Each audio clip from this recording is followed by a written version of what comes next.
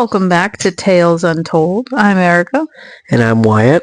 Today we're going to be exploring some urban legends from the U.S. and around the globe. I actually really love this topic. I grew up with some of the urban legends that I think we're going to be talking about today. A lot of them creepy, disturbing, and there is actually some truth to these legends. So the first one, I kind of wanted to talk about the Hat Man. So this is a picture of him, or like a depiction of him. That's George. Who? So, there's this old house that we lived in when I was a teenager, and this house was built in like the 1800s, and it was late at night, and I'm just laying there about to fall asleep, and suddenly there's this really tall man in a top hat looking down at me. And of course, 17-year-old me freaked out. Understandably. Yeah, and then I was frightened. Like, I was frightened to the point that I got up and I walked around the house checking on my other family members and like making sure everything was okay. Like, it rattled me. And that's I can't believe that looks like him. So what is the Hat Man? Like, why? I haven't heard of this. So he's basically like a sleep paralysis demon that many people have collectively said they have seen.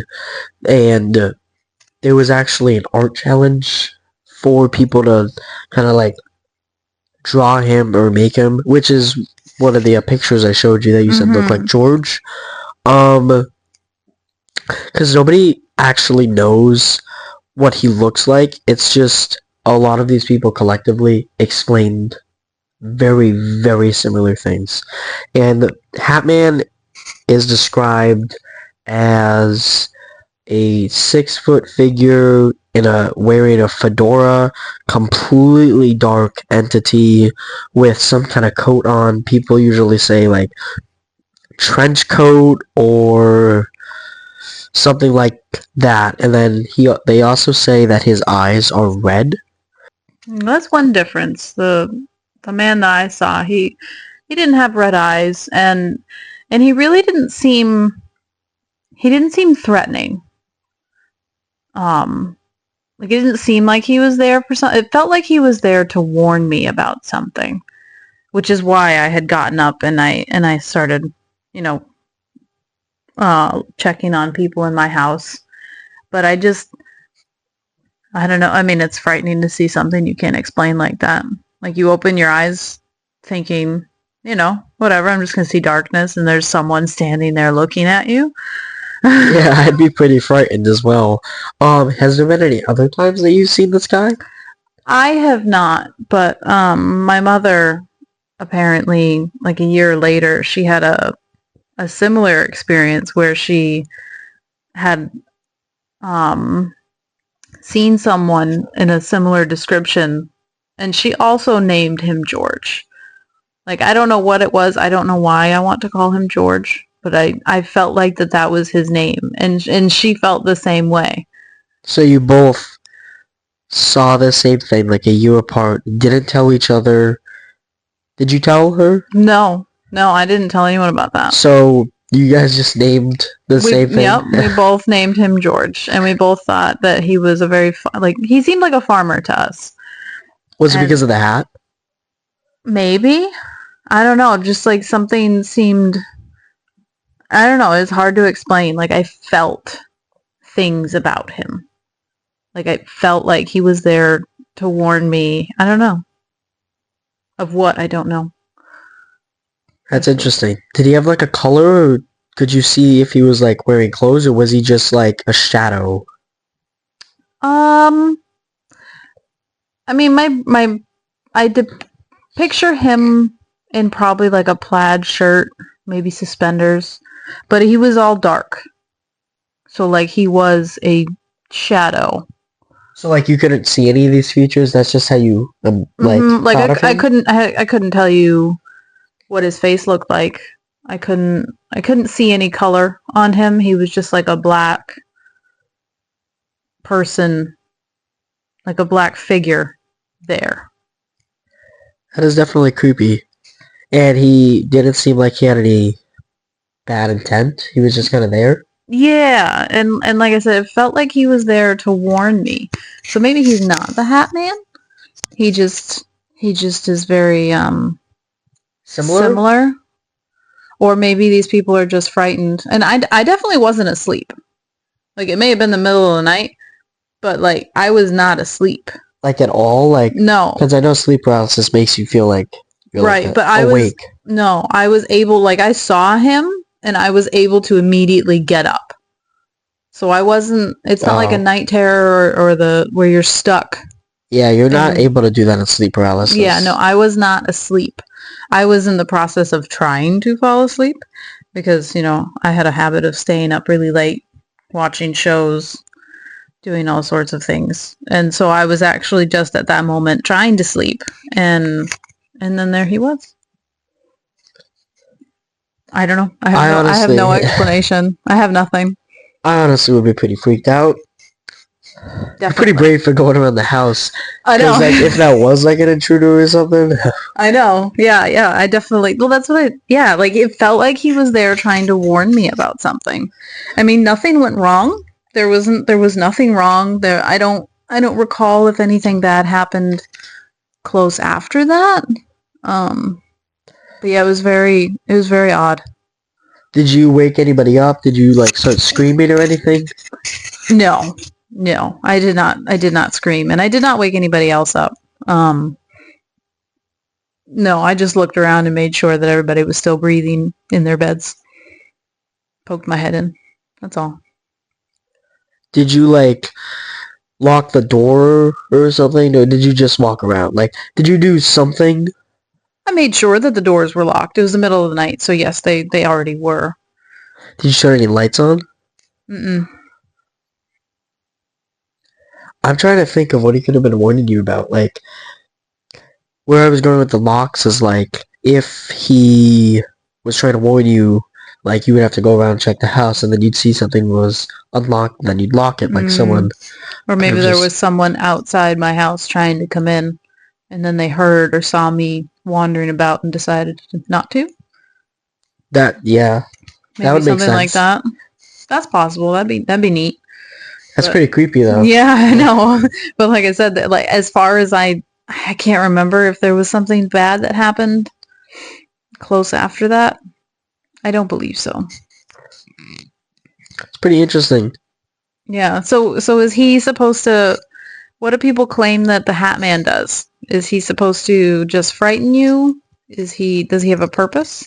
I haven't seen anything of people getting harmed from him, but I've just seen people really freaked out about him. He's usually in the corner, and like, I heard about him on TikTok, and it kind of became a joke on there, but like, there's an actual like website about this, like completely serious people like terrified of him and stuff.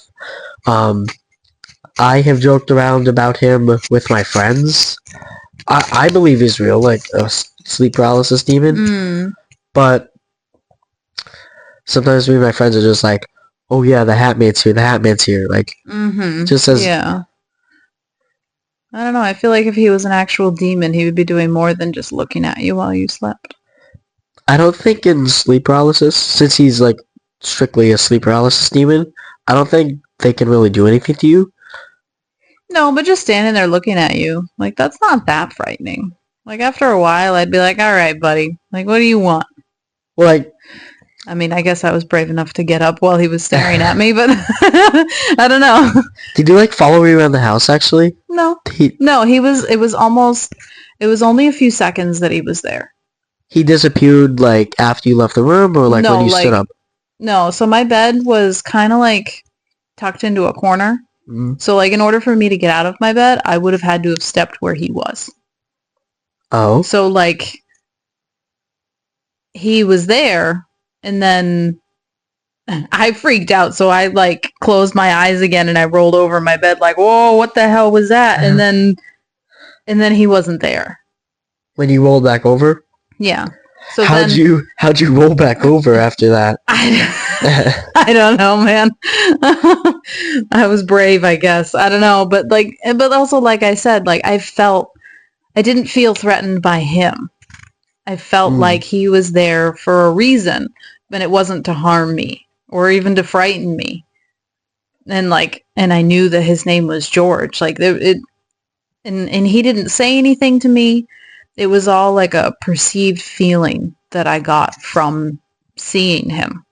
It's weird to describe. It's very hard to describe being able to see a feeling. You know what? Do you have any legends or things you want to talk about? So one of my favorites, there was actually a movie, I think in the early 2000s that they made, The Mothman Prophecies. So the Mothman is West Virginian folklore from Point Pleasant. And this was back in November 1966 until December 1967. So we're going back to the 60s again. And there were a lot of people that were seeing this creature with a very large wingspan and bright red eyes, kind of like your Hat Man. And it started with a couple that were, I'm guessing, in like a lover's lane type of situation where they're just parked off to the side and they see this giant creature with a huge wingspan. And so they go speeding off. They're frightened. And the story says that it comes flying after them, screeching, making horrible noises. Yeah, it chases them. What? Yeah, like horror movie. And it sparked a lot of books and movies, and there were other reports at the time of people seeing this bird creature. Wait, I actually think I might have seen a photo of this. I don't know if it's the same thing, but the way you describe it, is it like that one that kind of looks like a gargoyle? It's like perched up. Yeah, and it has like angel type wings. Yeah, he's like a feathered gargoyle. Yeah, yeah. And so I guess there were biologists from the West Virginia University that investigated these sightings, and they said that it matched the description of a large sandhill crane. So I guess these birds, I was a little skeptical. Yeah, a bird. So I guess these birds can get to about 5.5 feet tall. What? And their wingspans are up to 6.5 feet wide. That's taller than me. Yes.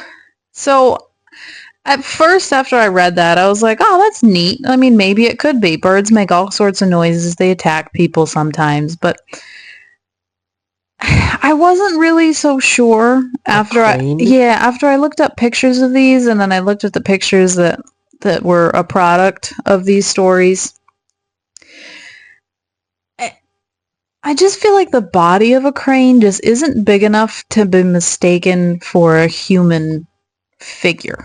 Yeah. Like their legs are really skinny like a flamingo, and like their necks are really long, and I mean they're a bird.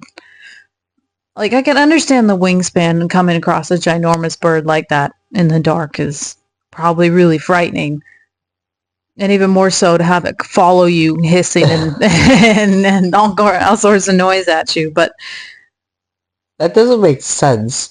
How could you compare that to a crane? I don't know. I just didn't feel like the like I get the wingspan. The wingspan that is insane. Makes sense. That is insane. But the actual body of these animals, like they kind of look like an emu when their wings are folded in. So like they have these long kind of egg-shaped bodies and then these really long pipe necks. It's like how do you go from a human figure to a crane? it didn't seem to fit for me. That wasn't, I don't know. Maybe I don't think that makes sense. Where was this, you said? West Virginia. Yeah, and they also, people ended up blaming and not necessarily blaming, but they started noticing that there was a Mothman type creature present before tragedies. So there was the Silver Bridge collapse, and I think there was something over in Russia where they tried to say that the Mothman was seen before this happened. I don't. Who's claiming this? So I found the Russian thing. So first, the December 15th, 1967 is the collapse of the Silver Bridge, and That's in Virginia, right? yeah, and 46 people died in that Ooh. incident. So people are believing that this Mothman was here to warn people of this event, and that the sightings were at the collapse of the bridge. How many people cited this? Does it say, or? I think it said something about there being hundreds of them, and then there were even more that were too afraid to come forward with it. And then in Russia, there's a ufologist claim that Mothman sightings in Moscow foreshadowed an apartment bombing in 1999. An apartment bombing? Yeah, in Russia. How many people saw that? The Mothman there, supposedly. It doesn't mention, but it says that more than 300 were killed and injuring 1,000 more. Huh. That's crazy. And it triggered the Second Chechen War. Wow. The what? A war, I guess. I've never heard of that. Me either. History wasn't really... History wasn't really my forte. So, the picture I mentioned earlier of, like, the Mothman or anything, I realized that was an illustration done of what people describe, but there was a photo taken supposedly of the Mothman. Yeah, I think that was in 2013, actually. I think that was pretty recent. I mean, compared to the 60s. Yeah. Yeah, and people were trying to say that it was... a crane carrying something? Yeah, it was more realistically a crane carrying a snake or some other creature, but do they actually eat snakes? I am not sure. Let's find out. Because, I mean, it'd be kind of silly to think that that's what it was if that's not what they do. Yes, they do. They are omnivores. I guess it makes sense they eat fish, yeah. Yeah, but a snake? So, I guess it could have been a snake, or a crane carrying a snake, or trying to eat a snake, but, like, the photo was... I can kind of see where people are getting the crane thing, but at the same time, it's like, I don't know, this is a weird... It's pretty funky looking. Oh, hit play, it's a movie. Oh, it is. A video. It might be a news thing. I don't think this video is going to work. What I find interesting is how this created such an urban legend. So this was only in West Virginia and then somehow made its way to Russia. But there really wasn't that many sightings of this creature. Like, there was within that year time frame, but where is it now? If that's really, like, was it there at 9/11? Why do all the weird stuff happen, like, back then and just kind of disappear? I feel like a lot happened back in the mid-1900s there, and now it's not. I don't know. I don't either. And maybe what really created a lot of traction, because there's actually a Mothman festival. What? In Point Pleasant, Virginia. And I wonder if maybe the books and the movies that were made after these sightings is really a bigger part of this urban legend, because otherwise I really don't see... He didn't kill anybody. He didn't really show himself. I mean, other than that, the Silver Bridge.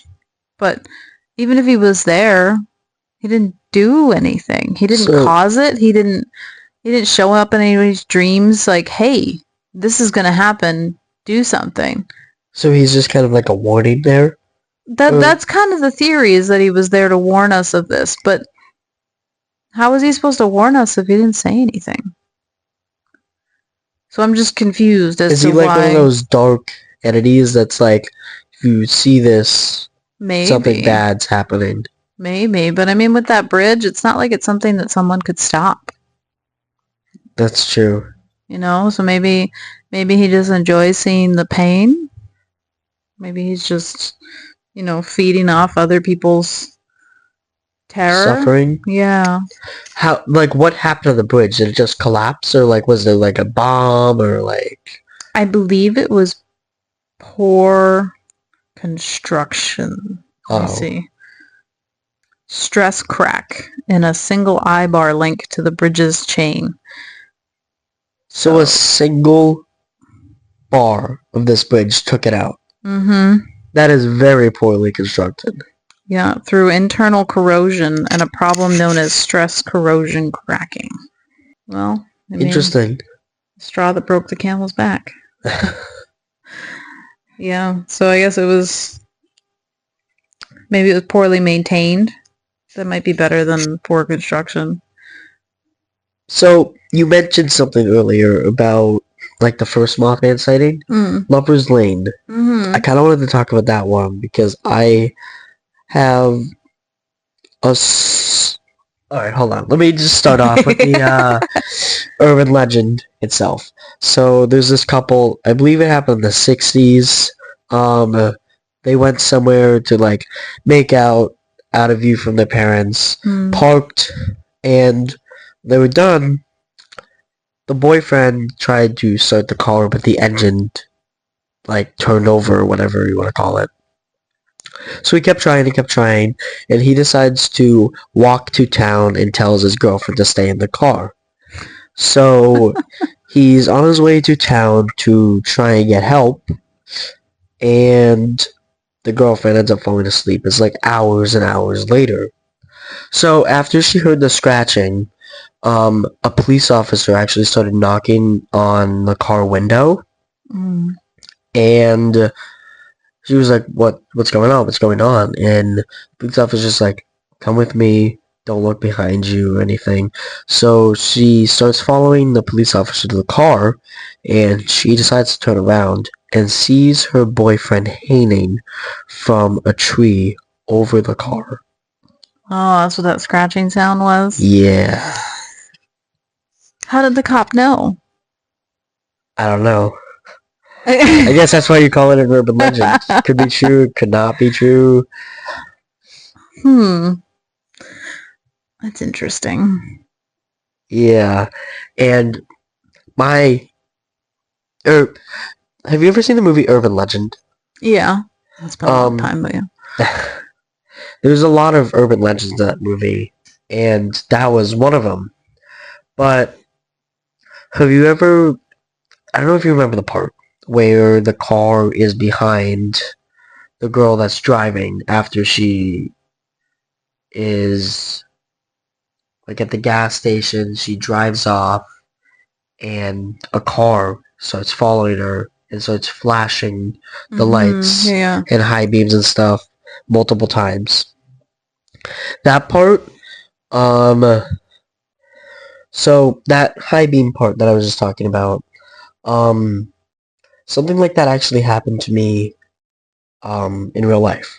So me and my friends were driving around at night, and we were kind of driving past this an abandoned insane asylum, and we were stopping to take pictures, and it would have been trespassing if we went on it. That's why we didn't, but we took pictures and stuff, and I was recording a YouTube video. Then all of a sudden this car comes out of nowhere speeding, and I know we're stopped in the middle of the road. We shouldn't be, but then this car decides to like trigger their high beams, turn on their blinker when there's no streets or anything. They followed us for a good 6-7 minutes, and like it's not like we were going anywhere. We were just driving. Sure, they could have been in the same spot, but we ended up circling back to the Munson Asylum so we could finish the video. And we're there, we stop again. This time, another car comes speeding around. Yeah, a different one. And does the exact same thing. Blinkers on when they're not even turning, high beams, and this time we're like, alright, we're not going to go back.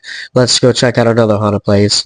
So we go to, or we're headed to a place called Rocket Dundee Road, and this car followed us, like, all the way there, doing, like, flashing their high beams and turning on their blinkers, like, the entire way there. So we're driving, and before we get, like, super close to Rocket Dundee Road, we just take an abrupt turn, and they still follow us. This is like a back road, dirt road, no houses or anything. They're still behind us. So we just kind of keep driving, and then eventually they just go away. I think at that point we had driven into Connecticut. So this person was following us for a good while. Yeah. I don't really know what that was about. Yeah, that's a creepy experience. But that kind of reminded me of the scene from the movie. Actually, I told my mom about that, and she had told me about the movie, and it reminded her of that. So I watched it, and I was like, that's, like, exactly what happened to me. Maybe it was somebody just being a jerk. Probably. I'm pretty sure it was actually a Friday night. Yeah, people just being jerks. I actually have an experience also, not quite in the same aspect, but there are a lot of urban legends, and I don't want to rush any of them. So why don't we stop here, and I'll share my experience with you next week. I think that is a good idea. There is a lot of urban legends to cover. I know Slenderman is a big one. I don't even know. There's just so many. I think this is definitely a two-parter. Yes. So thank you for listening. Come back next week for Urban Legends Part 2. I'm Erica. I'm Wyatt, and this is Tales Untold.